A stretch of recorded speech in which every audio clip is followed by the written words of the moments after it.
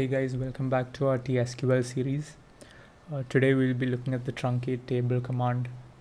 The Truncate Table Command is a DDL command, or a data definition language command, which is a set of SQL or TSQL commands used to create, modify and delete database structures, but not data itself. So these commands are again generally not used by end users, but rather by the developers and the database managers and administrators. So let's dive into the truncate table command.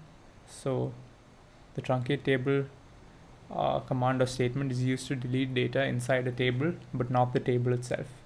It's faster than the drop table because it only removes the data inside the table, but keeps other data like the table definitions and indexes and constraints and the rest.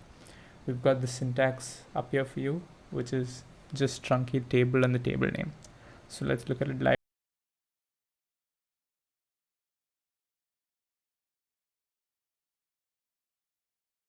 So let's look at a live demonstration.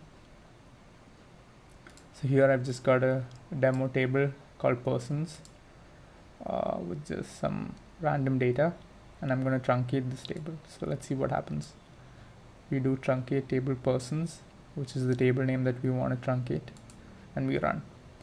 We get commands completed successfully. So now when you run this command again, you see that we just have the table definition and all the data inside the table has been deleted. So even here, when we refresh the database,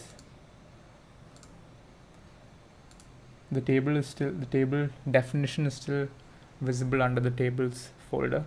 Whereas if we had used a drop command, the memory would have been freed completely and we would not have seen the persons table in this list over here. So that was just a quick explanation of the truncate table statement. Once again, thanks for watching. Don't forget to like, share and subscribe to our videos and channel, as it helps us to keep making these videos. Thank you.